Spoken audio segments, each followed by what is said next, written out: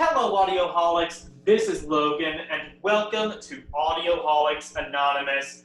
Today, we are going to be continuing on with Rolling Drones, the series where I have many regrets, and also talk about the top 100 Rolling Stones metal albums of all time. Actually, a bit of a side note, I guess just today, or maybe yesterday, I don't know. They updated the top 500 albums of all time. They update that every 10 years. So whenever we do end up doing that, if we end up doing that, we will have a more updated list featuring albums, I guess, all the way up until 2020. So as a side note from that, let's go back to metal. And with me to do that with is Tyler. What's up? Today we are reviewing Kvelertak Meir. Yes, and my apologies if we are saying that wrong. Kvelertak, Kvelertak. I don't. The rest of the video, I'm just going to refer to them as the band. Yeah, you know what? I'm just going to refer to them as Stranglehold because that's what that translates to in English. Cool. Yeah, Stranglehold or Chokehold is what I found. So yeah, you can go first. All right, so this is hardcore punk at its finest. It's not exactly black metal, but it has a black metal flavor to it that makes it sound pretty unique. It's in another language, so I'm not entirely sure of the themes or lyrical prowess of this album, but instrumentally it is pretty solid. Some really catchy blackened punk riffs in this record that are pretty cool. Um, Other than that, uh, the vocals are mostly hardcore punk, but there is definitely a beautiful hint of black metal in there that really makes this album what it is. I will say I don't really think it's my personal cup of tea. I'm not a huge fan of the blackened elements of this album, but the more hardcore elements are really great and I do enjoy them. There's definitely things I enjoy about it. I'm just not sure that personally it's something that I would want to come back to. Like, I'm never gonna wake up and be like, I want to listen to Snile Pisk. It's just never gonna happen, as much as I did enjoy that song. I will also say that I think the album dragged a fair amount. I think it goes on way too long. By the time we were on the fourth to last song, I was like, all right, I'm checked out of this. When is this album gonna end? I forget exactly how long it is, but they should have shaved off like 15 minutes, I think. I really don't like how much it dragged. My favorite songs were, again, Snilepisk, Undertro, and Trepon. And for the weakest one, Mane List. I think that's how you're supposed to say it. Like I said, not a huge fan of the Blackened Elements, and the Mane List song, that one was just really unmemorable. I think that one was more blackened than the rest of the album. I think, here's my thing. I don't like black metal at all. Not a fan. There's some black metal records on this list. I'm not going to like them. I can tell you right now. I've tried to get into all the big ones. Bathory. What's the other one that's really big? Transylvanian Hunger is their album. Dark Throne.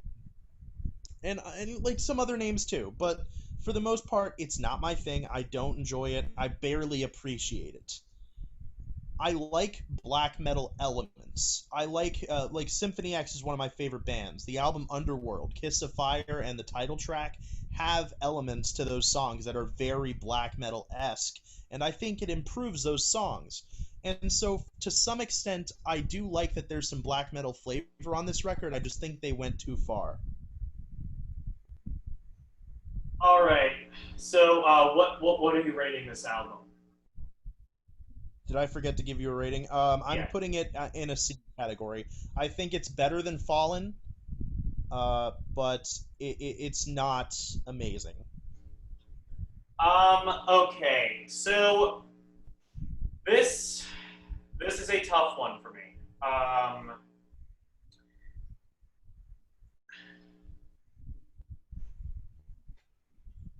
So the thing with this is I was actually kind of second guessing my rating even while he was talking. So before the recording, I actually said that I was going to give this a C because I wasn't sure I would ever listen to something like this again, despite the fact that I respect the hell out of it. And then, like, I'm thinking about it, and I'm like, I don't think I'm going to listen to this again, but I might. I don't know. Like, this is. I. You know what? Maybe I'll review the album, and at the end, I'll come up. I'm actually second guessing my own rating as we go on, but I think the thing that makes this album stand out the most is definitely the instrumentals. Even if this was not a foreign album, and I could understand the lyrical themes and something like that, I think I would still say that the instrumentals are the strongest aspect of it. And from the little research that I did, because I did end up looking up this album to some degree, my understanding is that a lot of the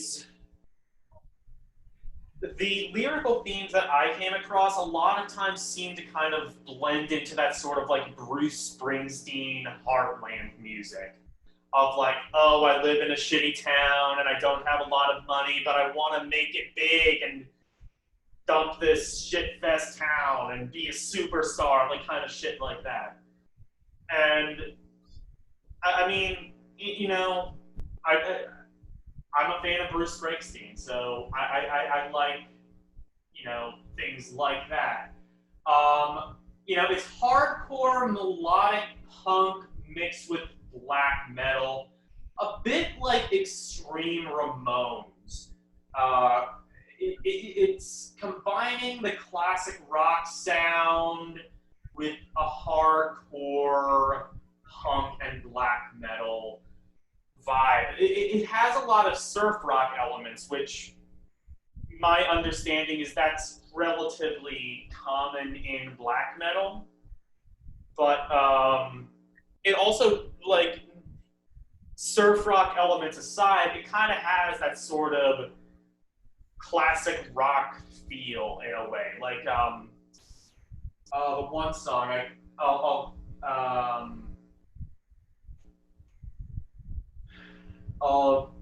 let's see. Yeah. Yeah. Thing Vanderbrar, I believe it's called.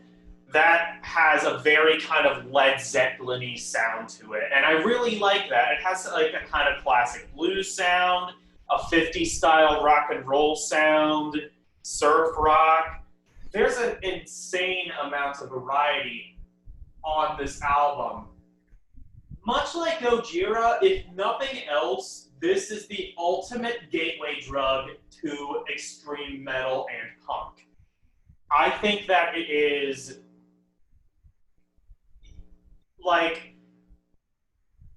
for somebody like me who isn't really interested in a lot of extreme genres, I can definitely tell you that I had a very fun time with both this and From Mars to Sirius, which is the album we did last time. And, well, you can see my opinion of that. It gets an S ranking.